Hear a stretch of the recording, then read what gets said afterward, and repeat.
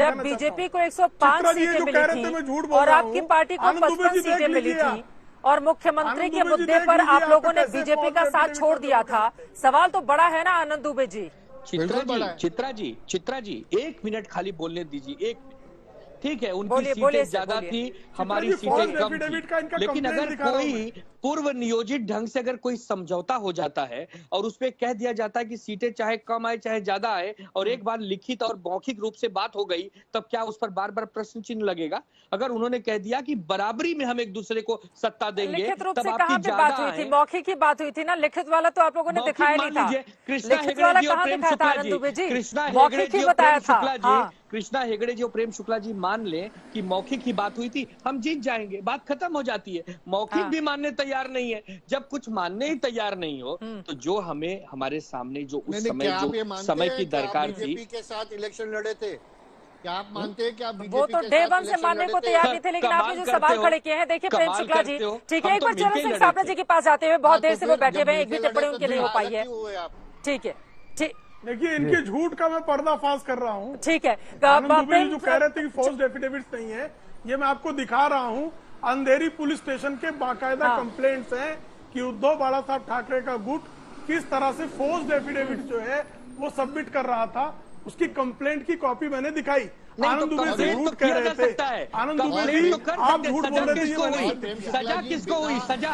सजा कौन पकड़ा गया? कंप्लेंट तो कोई किसी के मैनिपुलेटिंग अभी तो कंप्लेंट हुई, चित्रा जी मैं बोल सकता हूँ, सजा किसको हुई? पकड़ा कौन गया? नहीं, ये सामने खत्म हो जाए। आपका झूठ बेपर्दा हुआ आनंद जी। बिल्कुल कोई झूठ नहीं, ये तो बनी बनाई खेल है आपके द्वारा। कोई भी कागज दिखाएंगे, कहें देखो उनको पकड़ा गया था, किसको पकड़ा? चरण सिंह साबरा जी की भी टिप्पणी ले लेती हूँ। ठीक है, एक दूसरे के ऊपर आरोप प्रत्यारोप का दौर तो ये जारी रहेगा जो 2019 से लगातार हम देखते हुए चले आ रहे हैं। ठीक है सर, ठीक है। आप थोड़ा आगे बढ़ते हुए चर्चा में, चरण सिंह साबरा जी, देखिए अगर बीजेपी के तमाम नेता शिंदे के मुख्यमंत्री बनने के बाद ये बात कहते हुए नजर आए कि हमने तो बदला ले लिया और हमारी ये जीत है, अब अगले साल होने वाले लोकसभा विधानसभा चुनाव की तैयारी में भी शिंदे के साथ मिलकर बीजेपी जुट गई है। देखिए यहाँ पर इस बात को भी तो समझना होगा ना, मैंडेट जो था 2019 का वो तो बीजेपी शिवसेना को मिला था और जो मौखिक आधार की बात इन लोगों की ओर से बार बार कही जाती है, बीजेपी ने कभी स्वीकार भी नहीं किया।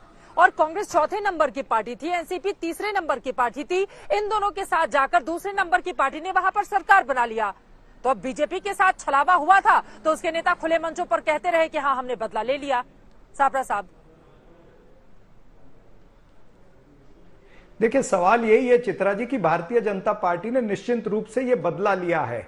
ये उन्होंने प्रण किया था कि हम शिवसेना को तोड़ करके रहेंगे और वो डिवाइड एंड रूल कहते हैं, जो विभाजनकारी राजनीति जो भारतीय जनता पार्टी पूरे देश में करती है, वो उन्होंने महाराष्ट्र में करके दिखाया और शिवसेना के 2 टुकड़े उन्होंने कर दिए, 2 फाड़ उन्होंने किए। लेकिन अभी शिंदे गठ के जो प्रवक्ता हैं हेगड़े जी, वो अभी कह रहे थे कि विकास की कोई बात नहीं करता है। अरे विकास की बात अगर आप कहते हैं तो पहले ये बता दीजिए कि वेदांता फॉक्सकॉन इतना बड़ा जो प्रोजेक्ट था वो बाहर गुजरात में कैसे चला गया? टाटा एयरबस का प्रोजेक्ट बाहर चला गया, उसी तरह से ड्रग्स पार्क का, यानी कुल मिलाकर के 2 लाख करोड़ के जो औद्योगिक प्रोजेक्ट हैं वो महाराष्ट्र से बाहर चले गए, गुजरात में गए या कहीं गए। तो ये क्या बात करते हैं विकास की? आपका तो ध्यान ही नहीं है ना विकास में, आपका तो ध्यान है कि रोज कमाओ और नए नए विधायकों को खरीदो। यानी खोखे सरकार जो ये लेबल आपके ऊपर जनता ने लगाया है, ये बिल्कुल सही लगाया है। और भारतीय जनता पार्टी का रोल इसमें महाराष्ट्र में शकुनी मामा के जैसे रोल है। ये शकुनी मामा बन करके खेल खेल रहे हैं। और इनको याद दिला दूं, अपना अहंकार कम करिए। अहंकार तो रावण को भी था, और रावण की मंडोदरी ने क्या कहा था पता है? कि राजा के अहंकार का भुगतान वो प्रजा को करना पड़ता है। तो ये महाराष्ट्र की प्रजा जो है ना, महाराष्ट्र की जनता जो है, आपके अहंकार का और आपकी विभाजनकारी राजनीति का भुगतान महाराष्ट्र की जनता कर रही है। यहां से प्रोजेक्ट बाहर जा रहे हैं, यहां पर उद्योग नहीं आ रहे, यहां पर बेरोजगारी बढ़ रही है, यहां पर आने वाले दिनों में समस्याएं बढ़ेगी, उसकी जवाबदारी भारतीय जनता पार्टी। और ये 2018 का कौन सा संशोधन है जिसको चुनाव आयोग ने नहीं माना है और जिसको आप लोग भी लगातार अलोकतांत्रिक बताते रहे हैं? जरा उसके बारे में भी जल्दी से आप जानकारी दे दीजिए, उनके सवालों का जवाब। पहले इन्होंने बोला कि फॉक्सकॉन यहाँ से दिल्ली चले गया, मैं इनको बताना चाहता, गुजरात चले गया। मैं इनको बताना चाहता हूं कि दिल्ली नहीं गया, जो गुजरात महाविकास आघाड़ी थी कांग्रेस का, राष्ट्रवादी कांग्रेस का, उद्धव जी का, ये इनस्टेबल गवर्नमेंट था। और कोई भी कॉर्पोरेट जो है वो 20-25 साल का प्लानिंग करता है। इनस्टेबल गवर्नमेंट के साथ वो काम नहीं करना चाहता, वसूली सरकार के साथ वो काम नहीं करना चाहता। स्टेबल गवर्नमेंट गुजरात में थी, इसके लिए वो चली गई। और जब स्टेबल गवर्नमेंट बीजेपी की, और सुनिए ना, सरकार के समय चला गया ना, सुनिए ना, गुजरात गया। नहीं सुनिए ना, हमारी चरण जी सुनिए, अरे सुनिए, अभी मेरी बात तो सुनिए मेरे भाई, गद्दारी की अरे मेरे भाई, अगर 2 लाख करोड़ के प्रोजेक्ट महाराष्ट्र से नहीं सुनिए ना, मैं बोल रहा हूँ ना आपको, तो ये महाराष्ट्र राज्य के साथ गद्दारी होती है। हमारे मुख्यमंत्री महाराज के साथ हाँ ठीक है, यहाँ की जनता के खिलाफ गद्दारी होती है। अरे बाबा हो गया आपका, ठीक है। अभी जब हमारे मुख्यमंत्री बैठे एकनाथ शिंदे जी और देवेंद्र उत्तर दीजिए कि बाहर क्यों गए प्रोजेक्ट। डेवोस में 1,55 करोड़ रुपए का नया इन्वेस्टमेंट हम लेके आए महाराष्ट्र में 2 दिन के अंदर।